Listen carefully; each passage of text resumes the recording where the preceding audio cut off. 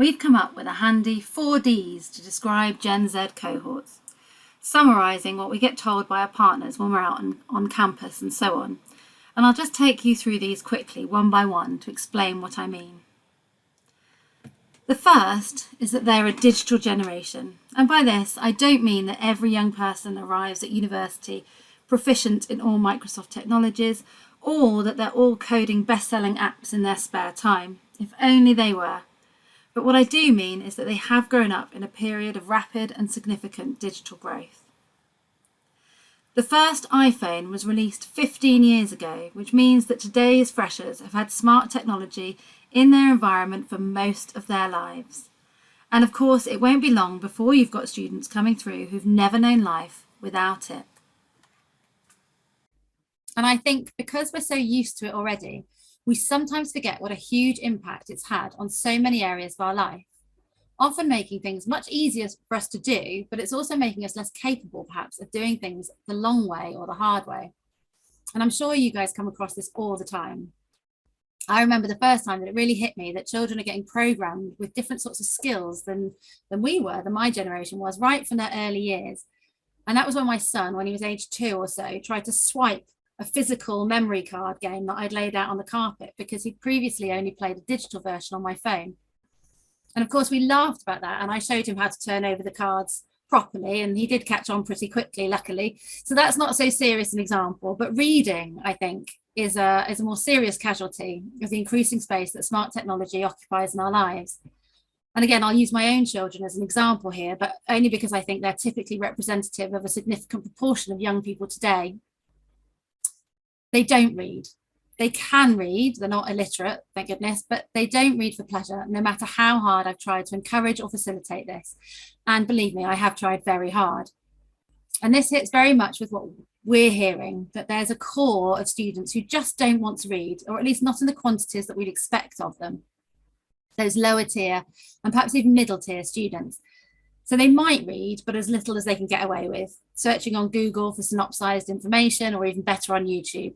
Or they'll do all their reading in one go before an exam when they've run out of time and excuses not to do it, which might get them through, but they're probably not going to get the best grades. And we know it's not ideal for retention of information, which will have an impact further along the course. So on to distracted. Linked very much to the last point, there's plenty of research that suggests that thanks to our use of smartphones and games consoles, etc., our attention spans are declining. Our brains have adapted to moving quickly from one task to another, which in some ways, of course, is very useful, but generally runs counter, unfortunately, to our ability to hold focus for longer periods, particularly if it's something that we're not interested in already. And this is obviously quite important for students because often they're not even giving the subject matter a chance to prove itself interesting. And we know this isn't all students, but what we're hearing from you is it's increasingly noticeable and making teaching at the cohort level increasingly challenging. On top of this, we have divided.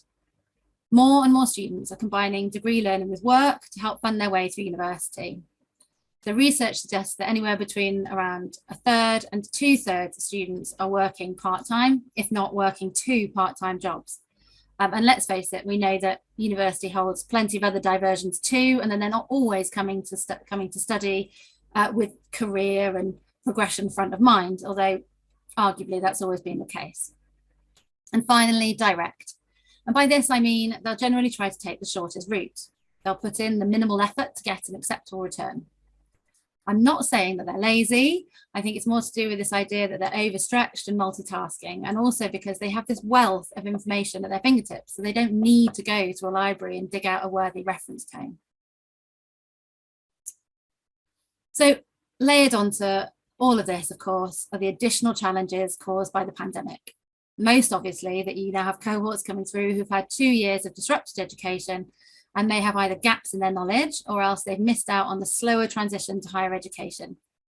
They might not have acquired some of those more advanced learning skills or had a chance to increase in autonomy, or even perhaps had hands-on experience with some of the practical elements of their course before, be it presentation skills or labs.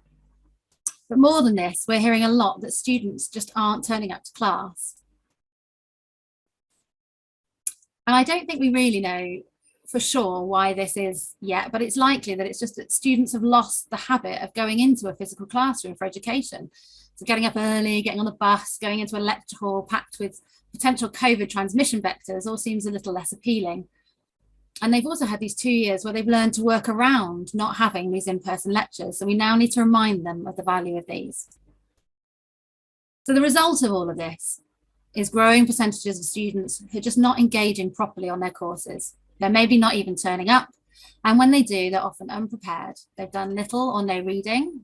They probably haven't even run a cursory eye over their notes from the last lecture or tutorial. They're hoping to get by unnoticed until the assessment, when they'll put in a flurry of activity to pass, they hope. Depressing as this is, I'm sure it's only all too familiar to you, or you probably wouldn't be here today. So what's the answer? Now, we're not saying there's a magic bullet, of course, but we think the answer to this is an approach, one that we've seen can be assisted by the use of educational technology. So now I'll hand over to Gary to talk about the approach that he's been working on with instructors in his region. So over to you, Gary. Thanks very much, Roz. Can you hear me okay? Everything good? Yeah. Perfect. Okay. So yeah, nice to see you all on the call today, and thanks for taking the time to join us. So yeah, my name is Gary Sheehan, and I am based in Dublin in Ireland, but I find myself in Durham today, and it is extremely warm over here, even compared to Ireland. So yeah, to kick things off, I just wanted to take, I suppose, a snapshot of our market as an organization and give you kind of a commercial overview to kind of demonstrate what I would describe as a reaction to I guess an acknowledgement of the behaviors that Roz has kind of highlighted in the generation of students that we're talking about here. So if we go back to 2017, which is just 4 or 5 years ago, McGraw Hill in the island of Ireland had just 10% of what we did there was digital. The remaining was print. In the last 4 years, that has been turned on its head, pointing where now we have 10% of print, traditional print users in Ireland, and the remaining is adopters of innovative courseware solutions. So this shift happened through instructors kind of recognizing what was going on, identifying that students were craving a little bit more structure. They were not engaging to the extent that the instructors would possibly like. And so the instructors kind of decided we need to try something a little bit different. And I will stress at this point, that change or that shift was not just adopting a piece of technology just to satisfy that digital need that these guys have. It was adopting an approach that factored in a digital component to support in what is a much bigger, more impactful implication, I guess, from the shift. So this is a 2017, 10% digital, the remaining print. That in the last 4 years has transformed, and now we have 10% print, the remaining digital. Through that process where that shift started to take place, we acquired more and more instructors that were looking at this approach, seeing that it was working, and adopting something very similar for themselves. So not only did we see that shift from print to digital, but we also saw incredible amounts of growth, which obviously came predominantly in the digital space. So that shift is very, very prominent in Ireland, that change, that transformation. And it is from the adoption of what I would describe as an approach rather than a piece of technology. And I know a lot of you are from different disciplines, so I just like to highlight at this point that everything we're going to speak about, although there might be elements that are subject matter specific, is relevant to your specific subject area or discipline as well. So consider it that we're discussing the concepts, we're discussing the ideas and the approach, but ultimately, once we have one-to-one conversations off the back of this, hopefully we can show you what it would all look like in your specific discipline. So I think we can, sorry, Roz. I was just saying, do you want me to move the slide on? Sorry. Yeah, please bump it on there. Perfect. There we go. Okay, so I guess it's important to highlight at this point as well that I don't want to come across as preachy, if that's the way my language seems. The way that I kind of I'm about to speak about these things is due to the fact that I've been something of a conduit for the last 5 years in this transformation. of the instructors themselves. I've spoken to hundreds, thousands of instructors on a daily, on a week, not monthly, annual basis, and had all of these different kinds of conversations, primarily around the students and the challenges that Roz has outlined some of at the beginning of this presentation. So through those conversations, I feel equipped to kind of give you an overview of some of those additional challenges and some of the solutions that instructors have found to those challenges. So as I said earlier, the first step was acknowledgement of the shift, the change in behavior, the new demographic of students that was entering into the space and how different they were to potentially students 10 years ago. So I guess it always comes back to motivations, and what we would love to have, let's say, take a 300 student marketing cohort that enter university in first year. What we would love to be able to do is to identify what each of their individual motivations is. What are the driving factors? What are the things that made them want to come to college, and what do they want to get out of it? Unfortunately, it's not always possible to get that level of detail from a large group of students like that, even from a smaller group of students, because it's not easy information to kind of draw out. So what it boils down to, and what it has boiled down to in terms of the approach that a lot of these instructors that I've described have taken, is rewards and sanctions. And this is very lovely language compared to the old school terminology of the carrot and the stick, which I find a very interesting phrase in this context, because of course the stick is obvious what the meaning of it is, and the carrot is basically representative of the reward. But the way I like to look at it is that the carrot is potentially the incentivization of activity, but the carrot is also something much bigger than that. It's the reward that the instructor and the students would see off the back of a really powerful implementation of a kind of a hybrid approach, utilizing technology and digital solutions to do some of the work, but only to enhance the remainder of what's happening on that module or course. Sorry if this all sounds a little bit cryptic, but it'll become a little bit more clear in the next couple of minutes. So the main difference, as I said before, is that these guys that I'm describing and that I'll go into more detail on in a moment, we're not just adopting technology as a novelty, something to tick the box, something to say to the university, yes, I'm using a digital solution, I'm utilizing online materials at the moment. These guys were looking at the sophisticated solutions that were provided, and they were looking at them as contributing in a meaningful and worthwhile way to the delivery of their module. And that has been the biggest difference. That's the shift that we're seeing, is that people are using technology in a very, very powerful way in the delivery of modules. And that is what we are all about in terms of supporting instructors currently, is the outcomes. What can we do to contribute to this process so that we see higher levels of engagement, so that we increase the number of students that are coming into class to sit down and listen to lectures, increase the number of students that are engaging with materials that are posted on the LMS by the instructor? How can we subtly, slowly but surely impact on those motivation levels in a kind of a strategic or clever way? So what a lot of the instructors that we've seen adopt technology in a meaningful way have done is that they've taken a very simple structure. We're all familiar with, online courses and, the idea of, I suppose, learning design and strategically positioning a number of materials each week for students to engage with, often in a supplementary kind of way. And what we see is relatively low levels of engagement with those supplementary materials. So the main difference here is taking a smaller amount of material or content on a weekly basis, asking that little bit less of the students, but incentivizing that work to ensure that the maximum numbers of students are going to engage with it. So this is what I mean by the carrot and the stick taking a slightly different meaning, in the sense of we're asking the students, we're incentivizing a small piece of work each week, which then leads to the student completing possibly a piece of reading or a practice quiz or a simulation, which then contributes in the sense that an instructor is coming to class to deliver their lecture, knowing that the students have a baseline understanding of the material. And all of a sudden, the lecture can take a different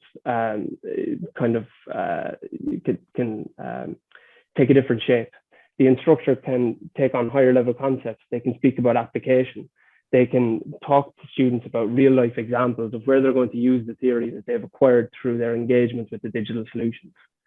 All of a sudden, the whole dynamic of the module changes. Potentially, the instructor is more passionate in front of the students. Potentially, the instructor themselves is more engaged with the content because they're talking about that real life content, that application, the stuff that they're really interested in. So I guess all of this will boil down to allowing technology to do some of that heavy lifting, to cover some of that baseline foundational theory, but being realistic about the students that we have in front of us and the demographic and the behaviors that they generally take. And I suppose then strategically positioning those digital resources so that they do actually make a meaningful contribution. So again, just to synopsize there, a small amount of material with a structure and a strong expectation or incentivization using a sophisticated piece of technology. It can't just be 10 MCQs on a weekly basis because the students will get very little from that. But with the right technology, with the right approach, and a little bit of trust from the instructor that the online solution is going to contribute, it can change everything. And my last point on this slide here is around the instructor being key. And I'm going to go through two examples in a minute of where that is particularly pertinent, but that's what we're aiming towards. I'm not going to sit here and tell you that students love technology and they love interacting with gamified solutions, and that's going to be the difference. They're going to engage with those gamified solutions. They're going to be motivated and driven. That's not where student motivation these days comes from. Student motivation comes from coming to class and seeing someone that's passionate about what they're speaking about, someone that's been creative in the way that they're framing the content, someone that's taken a little bit of time to consider who are these guys that I'm speaking to and how do I need to speak about this content so that it comes across in the right way, so that they're engaged, so that they're at least interacting to some extent. And that's the key. That's what drives students. And what we need to do and what technology can do is to carve out more time for that. And that's what we're all about. It's that piece, the remainder of the module outside of the little bit of heavy lifting digital solution does. That is what we're looking. That's the place that we want to play, is to give instructors more time to focus on that, because that's how we get students back into class. That's how we get them engaged. That's how we get them motivated, and that's basically how we see true impact and real outcomes on modern modules, I guess. And you've been working with lots of instructors, Gary, who've been doing this really well already for a couple of years now, and you're going to talk through a couple of examples of what they're doing now. Absolutely. So move on to Alejandra. Perfect. So what you will see here from these two examples that I'm quickly going to talk through is, and you can remember this phrase, strategic incentivization of meaningful and worthwhile activity that is contributing to the overall process. And that is the key. I'm sure everyone on this call has interacted with a digital solution before, interacted with a piece of courseware, and potentially even made it available for a group of students. But what you'll see is the engagement levels will be relatively low. What we see, and particularly from these two examples, is extremely high engagement. And yes, it's partially down to the incentivization. But the interesting thing is the engagement with the digital resources is very much reflective of what the overall engagement on the module looks like. And the correlation exists between that activity that they're doing in the online space and what their end of term summative grades will look like. And this is something that we've proven on a number of occasions, is that actual correlation through a piece of research done by various instructors that have adopted the approach, let's say. So if I just take this example here, Alejandra Ramos, Trinity College Dublin, she has a business statistics module and she has 370 students. So quite a lot of students, and they all come from different backgrounds, as we said, different motivations, different reasons for being there. So what Alejandra does is she positions 10 tracked reading assignments throughout the term. So each week she has 2 lectures, Tuesday and Thursday, but the students have to complete a tracked, interactive, adaptive reading assignment Monday evening at 6 p.m. each week. So Alejandra can go in then to her system and she can have a look and she can see, okay, 350 of the students have done this piece of reading. And just to give a very quick overview of that, what the student has to do to get through this reading assignment is they have to read, they have to interact, and they have to then prove to the system that they've understood the material at a baseline level. So what Alejandra does is she sets those foundational topics through the adaptive reading assignments. Students engage with them. She checks her data the night before her lecture, and she can see that the majority of students will have a baseline understanding of this material. So she goes into her Tuesday lecture knowing the students have a baseline understanding, starts the lecture at a slightly higher level. She starts to speak about real life examples. She starts to work on problem sets. She starts to speak about her experience in industry. So all of these things are things that will engage the students who've turned up for class. This is what will lead to students speaking to other students and saying, you know what, Alejandra's actually really interesting. She puts it in terms that we understand.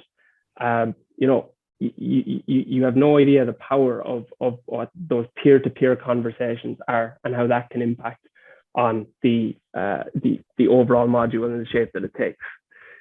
So then the track reading assignments, lecture on Tuesday and Thursday, and on Friday at 6 p.m., students have to have submitted their weekly problem sets or quiz. So it'll be a mixture of MCQs and some algorithmic problem sets where she can set an entire bank of questions for a group of students. Every student will see the same question structure, but the values in the question will be different, which means it protects against cheating and collusion and all the rest of that stuff. So what Alejandra says is that it has impacted on engagement, it's impacted on performance, and the most interesting one, it's impacted on student satisfaction. As Roz mentioned earlier, students, I don't want to make a sweeping generalization here, but they do have a habit of letting things go until the last minute. So if we take an extreme example of that, you can have students that will not do anything for 10 weeks of a term, but then they'll start to work for the last 2 weeks before their final exam. And what students actually said was the weekly reading assignments, the little problem set on a Friday that they had to do, ensure that they were doing a little bit every week to keep things ticking over. They also said that they appreciated the innovation that Alejandra had taken such time to put these little touch points in place, and that in the lectures, they felt that it was meaningful and worthwhile for them to turn up, because what they were getting in the lectures was something different from what was in the textbook. It was something different from what they'd done in the readings or what they'd seen in the problem sets. So there was real value being added in the Tuesday and Thursday sessions where Alejandra had the students face to face. So the students, as I said, they highlighted this, the passion and creativity of Alejandra was coming through in the classes.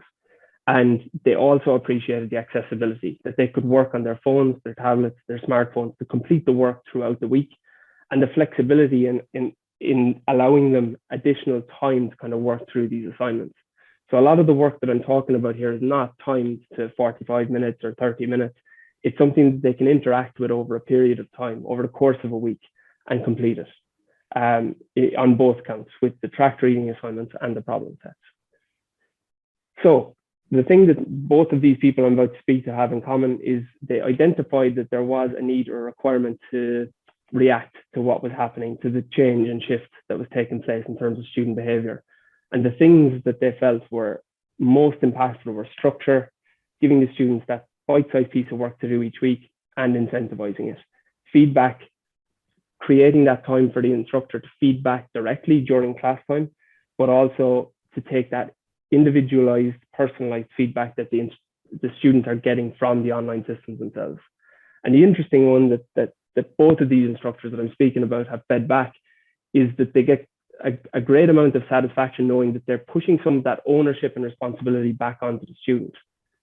So we are in a space at the moment where students are kind of, and again, excuse my sweeping generalizations from time to time, but they're sitting there and they kind of hope and want the instructor to give them everything that they need to pass on their course. But where is the ownership and responsibility from the students? What are they doing in an autonomous fashion in the background to contribute to the overall process?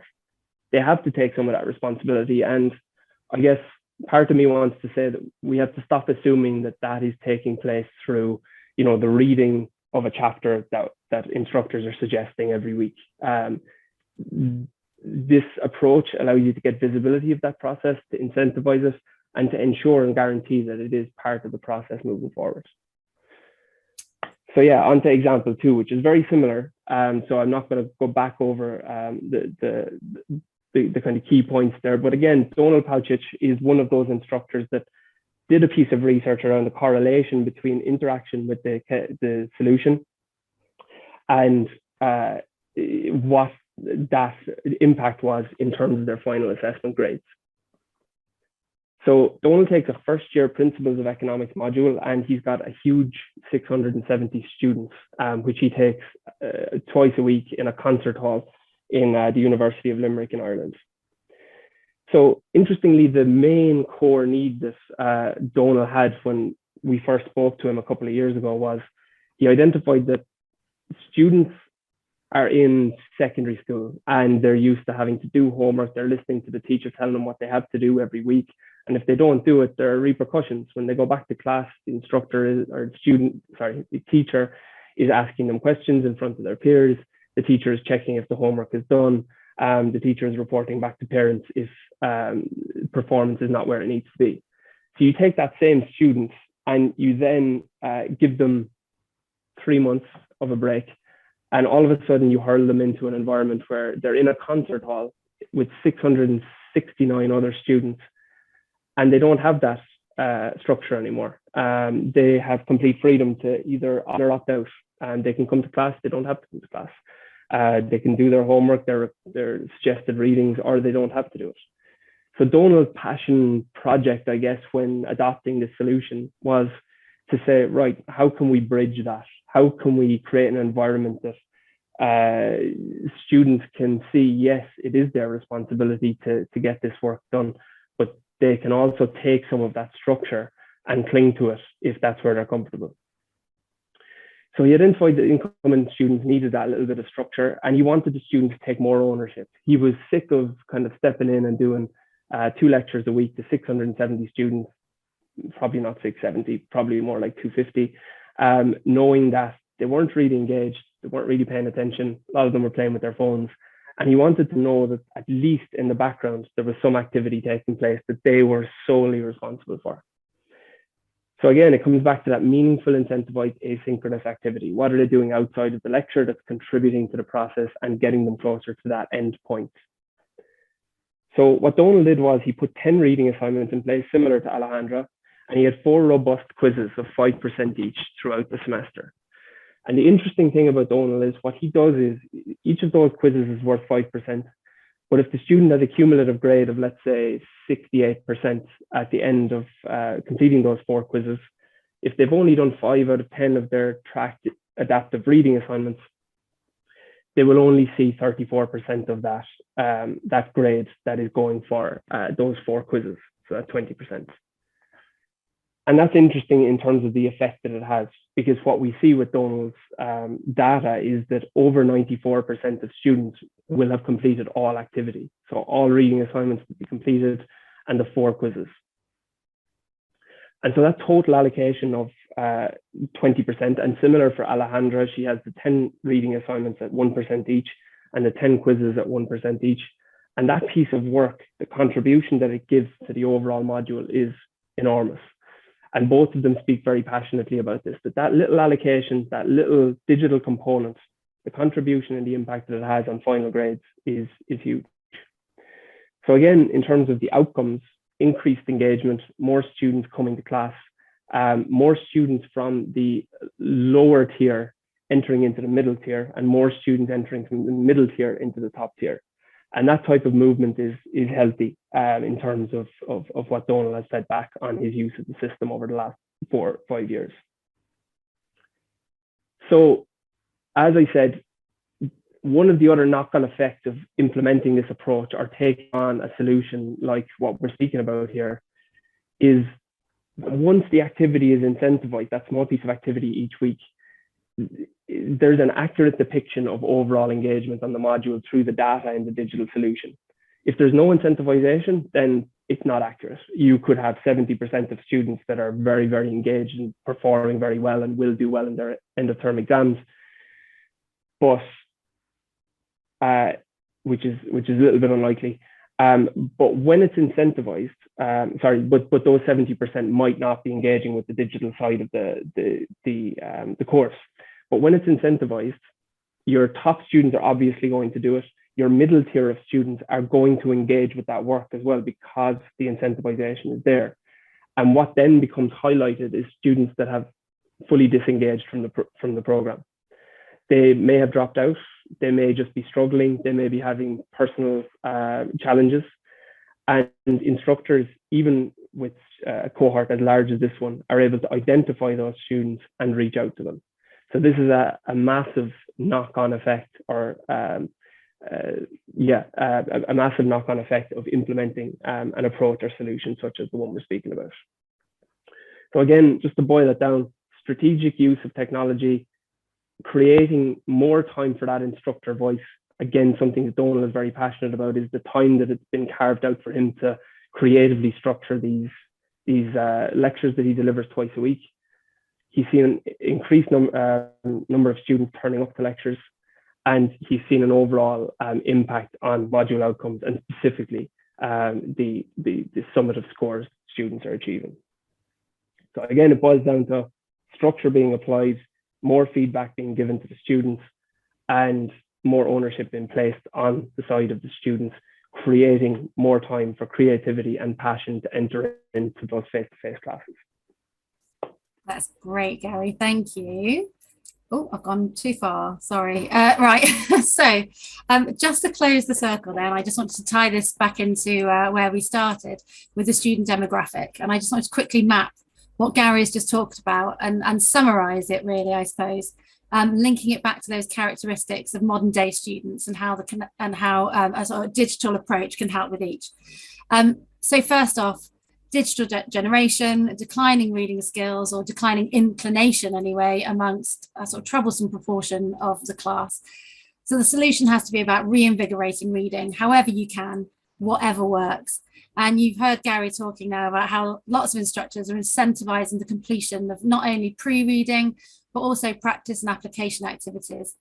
And they've done that by making it really explicit exactly what students need to read when, but also by tying completion of that work to grade in some shape or form, so that students really have to take that reading seriously. And this is made possible by EdTech, so that instructors can monitor through the system how much this is happening, and if necessary, take remedial action pretty early on in the term. And distracted. The notion then that, in common with the rest of society, students' attention spans have been affected by this multimedia instant gratification age that we live in. And here we believe that the way to work with this is by providing structure, particularly in that first year, but maybe even beyond, to help them make that transition from secondary to tertiary education, by making it really easy for them to know what's expected of them and by when, and exactly where they can find the information they need and so on. So you're removing excuses, but you're also minimizing distractions. And we also know that students are less likely to be distracted when they're engaged, which ties in very much with characteristic number 3, that they are divided. That often studying is just one aspect of their lives as opposed to the defining one. So how do we make sure that students make room for their course? And more than that, that they prioritize it. And Gary's talked about how this is about engagement and motivation, and that sometimes this is implicit, growing as the student learns more and becomes more passionate about their subject. And we believe this is about freeing the instructor up to focus on bringing that subject matter to life, taking it beyond basic theory that all too often they get bogged down in because no one's doing the reading. And this is where we feel EdTech can really help as part of an approach. That it's not the technology itself that's motivating simply because it's digital and that's what they're used to, but because it empowers the instructor to flip the learning and concentrate on application and higher level concepts, or to keep an eye on students' progress more easily so that they can catch students before they fall too far behind, or to alleviate time-consuming tasks such as marking. So instead, they have more time to devote to office hours or personalised feedback. And the second part of engagement and motivation is more explicit. So what Gary referred to jokingly as the stick, the setting parameters and making sure that expectations are met, incentivizing that with grade. So it's that sort of a tough love approach, because you know that if they're doing the work, then actually they're going to enjoy class more, and that then the implicit motivation will come. And finally, the direct attributes. And we think the answer to this is efficiency. And partly this happens through the structure, making it as efficient as possible for students to find what they're looking for all in one place online, integrated with your VLE. But there's another aspect to this, which is that if students also have access to analytics on their learning, they can see for themselves what progress they're making and where they need to put in more effort. And traditionally, of course, they would get this from midterms or essays, but of course, all of that needs marking. And with large cohorts, it's getting harder and harder. So what EdTech can help with is that ongoing assessment piece with instant feedback to help students manage their own learning and even to revise more strategically. And in addition, with EdTech, students should have more flexibility in where and when they study. Anytime, anywhere, to borrow from the Martini advert, if anyone remembers that. So they should be able to squeeze learning into the gaps, carving out more time, but at their convenience. So hopefully we've given you an idea of how some of the instructors in our region that we've been working with have been using EdTech to help address these issues of student motivation and engagement. But now I'll pass back to Gary, who's going to log into our platform Connect and show you an example of how all this could work from the back end. So back over to you, Gary. Are you all right to take over? Yeah, perfect. Just give me 1 second there. I'll just make sure that I am. Yeah. And just to say, while you're doing that, Gary, don't forget, if you've got any questions about anything that we're saying, or if you want to comment on anything that we're saying, please do pop it in the chat.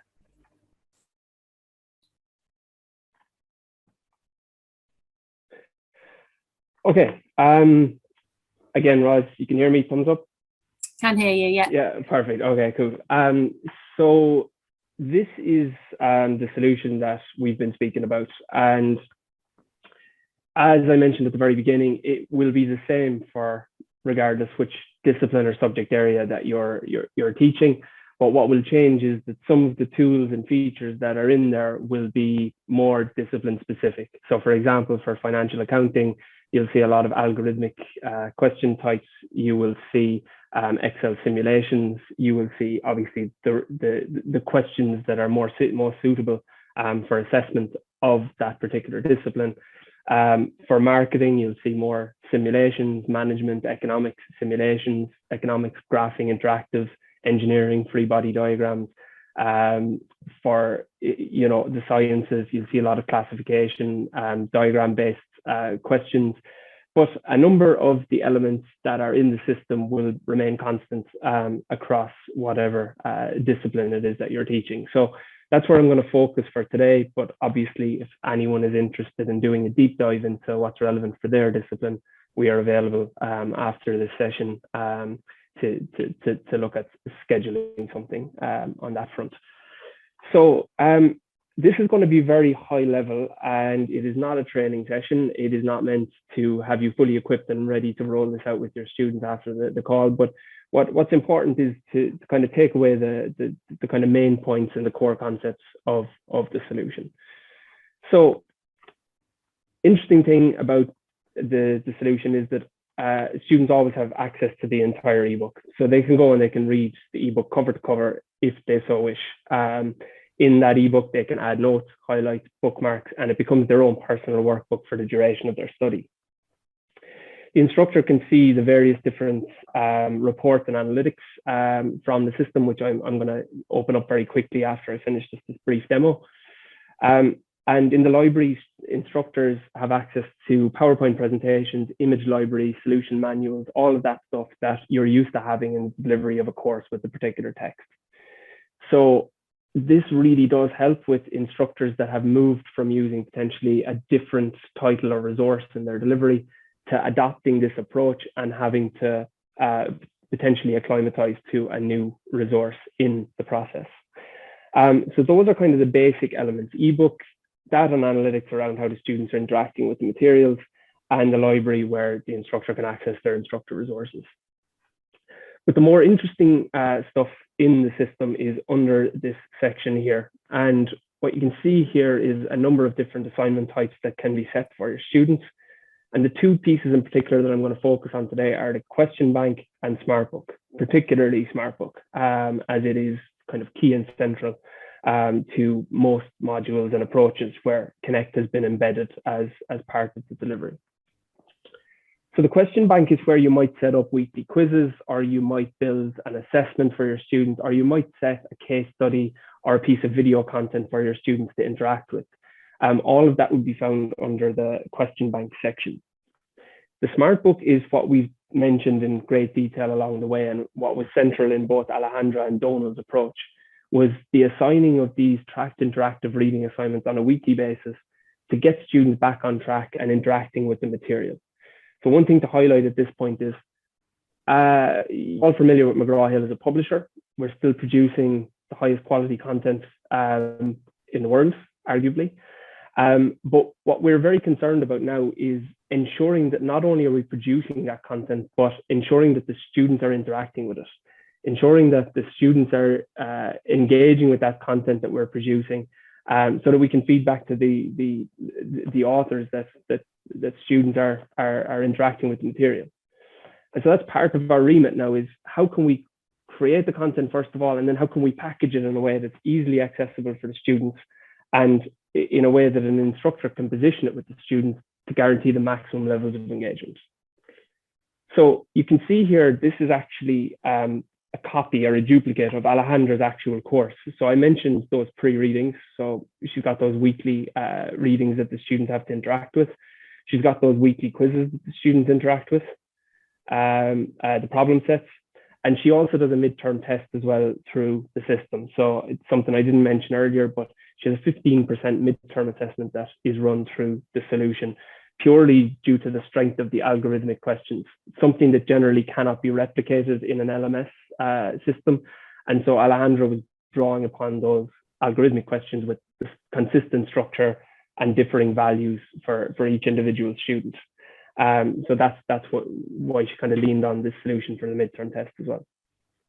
But if I focus on the pre-reading just for a moment, so these are the reading assignments that Alejandra sets and that are due on the evening before she delivers a lecture on that particular topic. What I'm going to do is just show you the simplicity of setting one of these up, first of all, so that you can see both sides. What you'll be most interested in is the student element, but just to show you the simplicity of actually setting this up and to put it in a context that will make it very, very easy for you to understand if what you're used to is a traditional approach to delivery. So you're all familiar with that idea of, okay, go and read chapter 1 tonight and we'll discuss it in class next week. So this is basically the equivalent, but you've got a little bit more control. In this, you're able to open up the chapter topics and subtopics, and you're able to go into a little bit more detail on what you want students to interact with. So we can take out topics, we can include topics, we can take out entire sections if that's what we wish to do. But ultimately what we want to do is create a manageable assignment of less than 45, 50 minutes for the students to interact with every week, so that motivation levels stay up, confidence levels stay up, and students never feel overwhelmed by the amount of work they're being asked to do. So once you're happy with your topics and you have, so we're just going to call this reading week 1. You just give it a name, set a due date, give it a point allocation. This might be 1 in this case. I'm just going to put in 100 just to keep moving along. Now what we have our reading assignment. So I'm going to jump in now as a student and see what that looks like from a student perspective. So if you imagine what Roz has spoken about there a couple of minutes ago around students having other things going on in their lives at the moment, potentially not having university front and center, even though they've paid a huge amount of money to take part in it. This allows students to kind of manage their time and go, okay, I've got 45 minutes, 50 minutes of work that I need to do each week, and I'm going to allocate a time where I can do that between my part-time job, managing my Instagram channel, whatever it is that they have going on. This allows them to kind of schedule and manage their time effectively to be able to get the work done each week.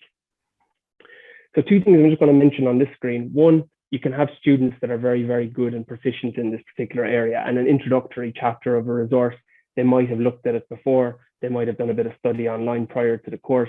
Your top tier students may well not require to do any reading here. So those guys can go straight into questions and they can work their way through the assignment, and provided that they don't start to get questions kind of consistently wrong, the system will allow them to kind of proceed through that process without having to go back and look at any of the reading. But I will say the majority of students will start with reading. And the way that they interact then with Smartbook is they will move through the concepts, and you can see that there are highlighted sections based on what we've selected as the priority topics and concepts from the initial reading. So they move through the highlighted sections until they feel, yeah, I get it. I understand the core concepts here. I'm going to go to the questions. So every student will have a different interaction with the system once it gets to the question screen, based on which areas that they've clicked through and moved through in the reading component. Students will be faced with different questions on this screen.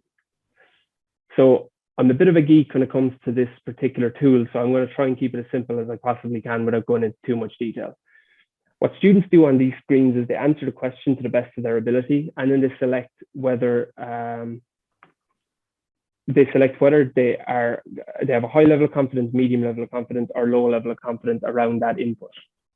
So in this case, I'm going to say that I have a low level of confidence. Where this benefits the instructor is they get visibility of which areas the students are generally and globally good at, and which areas the students are generally and globally poor at. But what it does is it doesn't just factor in correct and incorrect answers, it also factors in the confidence level. So a student that's answering questions correctly with a low level of confidence, those are still factored into the kind of weaker areas for the group of students. This is equally powerful for the students, as at the end of the term, they can actually see a list of the areas that they're good and the areas where they need to put in a significant effort before final exams.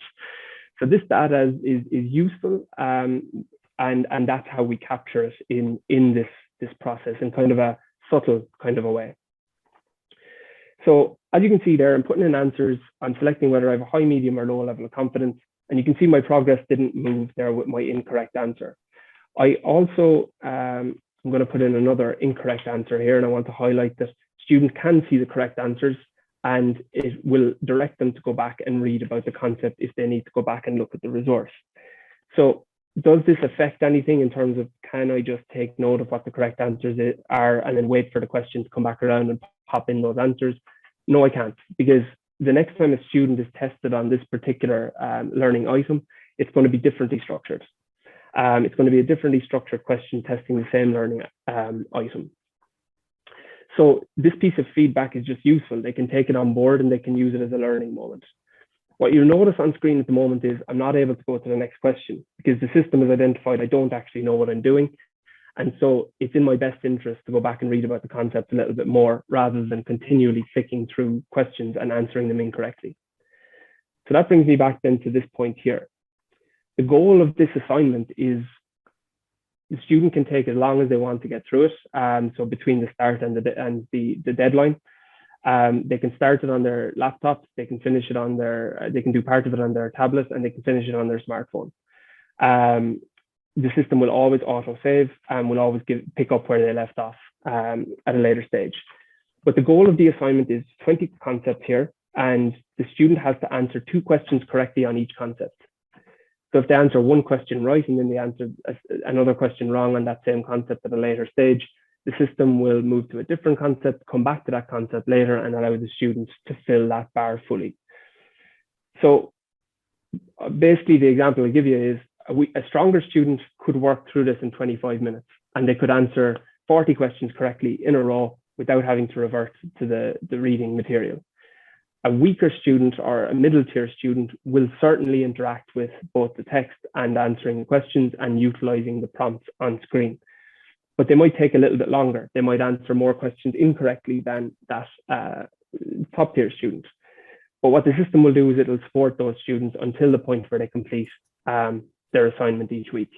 So although they might get 10 or 15 questions wrong along the way, once they ultimately answer 2 questions correctly, they will complete the assignment and they will get 100% for their efforts. So again, there's no penalization for incorrect answers, but the reward is there for hard work and effort and a little bit of determination to get to the end point of the assignment. So factoring in all of those touch points going between reading and practice and answering questions, it will take students between 45 and 50 minutes to complete these assignments each week. Okay, So that is in essence the Smartbook piece. And this is the piece that we would always recommend is kind of consistent in pretty much every module. That reading component incentivized each week guarantees 45 to 50 minutes of work from the student on a weekly basis and a baseline understanding of the material that they've been asked to understand. Okay. So I'm just going to return to the course here for a second. And what I'm going to do is I'm going to jump into a quiz, actually. I'm going to show you what that looks purely from a student perspective. So if I just jump in here and we'll go with quiz B4 and we'll begin. So what the instructor has at the back end here is actually 150 to 200 questions for each chapter that they can choose from: MCQs, true, false, classification, and algorithmic problem sets. Particularly in quant-based subjects, the algorithmic questions are very, very powerful.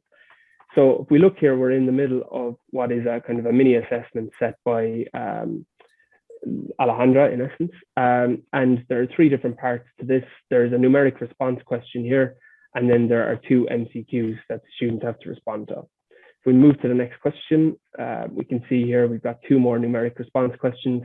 And the beauty of these questions is that this question can be assigned to an entire group of students, 370 of them, and each student will see the question come up on screen as it is here in front of you. But those numeric values will change. So if this is an assessment, or even if it's a practice assignment, it means that every student is getting a different question. And so chances of them being able to kind of cooperate and collaborate on finalizing their exam is minimized. So the algorithmic questions are very, very powerful when it comes to assessment, but also in terms of practice. If you want to incentivize a student to complete a piece of practice work on a weekly basis, you can set an algorithmic, predominantly algorithmic quiz for the students, and you could set it with multiple attempts with their highest score counting or something to that effect. But the unique thing about that is the students can do the exam once, and then the next time they come back to do it, although the structure will be the same and the questions are the same, the numbers are different, which means they're getting to practice with multiple different versions of that same question. So that is just an example of what a quiz looks like in the system. And I suppose the last thing, I'm conscious of time and I want to leave some time if there are any questions. Last thing worth mentioning is the reporting. And I've alluded to this throughout the presentation. This is an example from Donald's course from last year. And what you can see is 84% of the students have completed absolutely everything they've been asked to do. An additional 4% have completed the majority and maybe missed one or two assignments.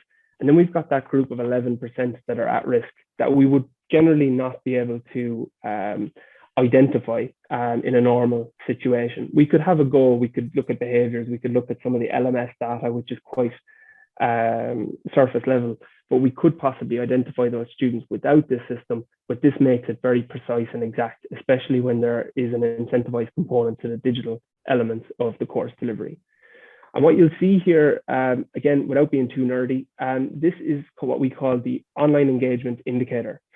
And the correlation that I've described earlier between meaningful engagement with Connect and end of term summative assessment is that when a student is engaging with Connect, as you can see here, this guy on 1.0 didn't have much of an interaction with the system throughout the term.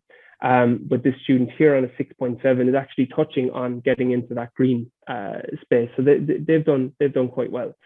So if you've got one student that's on an 8.0 here on the online engagement indicator, and you have another student that's on a 4.0, there's a 4.0 difference. But the correlation that's been proven is that for each one of those points is worth 3% in a summative assessment. So what you'll generally see is between that 8 and that 4, there will be a 12% difference in their end of term summative scores. And this is something that if anyone is interested, we can provide the case study and the maths and the actual the statistics behind that piece of research. So if you're interested, please let us know. This is another very useful report in the system. It shows you what percentage of students are getting questions right and wrong in an exam or in a practice quiz that's been set by the instructor. And this is what your kind of overall kind of Smartbook data looks like. And it's quite interesting at the back end to see, okay, 593 students have done their reading this week.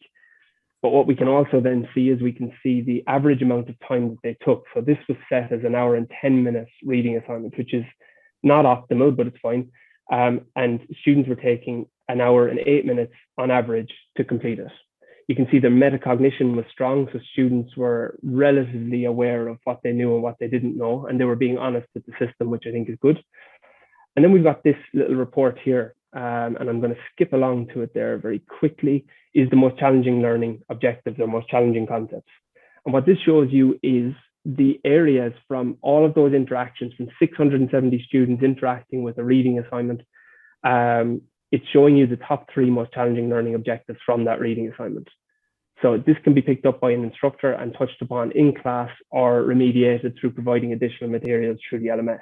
But this is certainly data that we would never get insight into without having that large volume of students interacting with a sophisticated weekly assignment, such as the readings that we've discussed today. Gary, I'm really sorry to cut you off because no worries, I'll stop there. Very interesting, and of course Connect is so big, and there's so much that that we can do through it. But we're running out of time quite quickly. I just wanted to leave a couple of minutes because we have had some questions. So let me just find them. I've answered a couple of them in there. And I can see that you've also answered some. So we've had one question that's saying, with some modules being delivered with a co-lead, do you have any advice or specific examples for winning over peers who are more resistant to changing the ways we delivered our joint course? Yeah, one very quick answer to that is one of the most common misconceptions about adopting a digital solution like this is that it's going to take so much time to get it done. It's going to take a huge amount of effort to move away from what we've done previously. It's not like that. As we've discussed, what we're doing is we're looking to replace that reading component, which we know was potentially not in play anyway. And we're supplementing that with a little bit of practice that is tracked, so that we can see whether the students are engaging with practice work on a weekly basis. Even if it is a quiz, an incentivized quiz on a weekly basis, we can consider it to be formative practice type assignments. So in terms of that peer, it's often the fear of huge workload and turning everything upside down, but it often, and more often than not, happens in a quite seamless fashion. So it's definitely worth your while having a conversation with us so that we can tell you what exactly is involved in doing it. Yeah, we've got 2 minutes, but I think we could just probably squeeze in this question as well from Andrew about flipped learning. So just asking if all of this, if this approach leads to more engaged learning behavior in the classroom, does it relate to flipped learning? Yeah, so flipped learning has a little bit of a bad rep in teaching and learning. And the reason is because where instructors have relied upon it and, ask students to do a piece of reading or engage with a piece of material before class, and then assuming that work is going to be done, it's the assumption is what kills us, is because for the most part, it's not going to be done. So the difference when adopting a kind of more sophisticated piece of technology like this is you can actually track it, you can actually incentivize it, you can almost guarantee that work is going to be done and contributing to the overall process. And so with that in mind, the flipped approach comes into its own. You can see whether the students are reading, from the data before you start your class that it's been done. And so you can start at that higher level, dive into application, and that is a true flipped learning approach. Thanks, Gary. We're almost out of time. I just wanted to, if I can just share my, can I take over the sharing of the screen? Oh, that's lovely. There we go. There we go. So I just wanted to pop that up because you'll see our email addresses there. We'd love to carry on this conversation with you. So please feel free, if you've got any more questions, please drop either myself or Gary an email, and we'll be really happy to respond to you and to get back to you. And we will be emailing around a video of this after the session. So within the next couple of days, you should receive that. So thank you very much for your time today. Thank you for listening. And we hope that our paths will cross again in the very near future. Thank you so much. Thanks everyone. Bye-bye. Bye. Bye.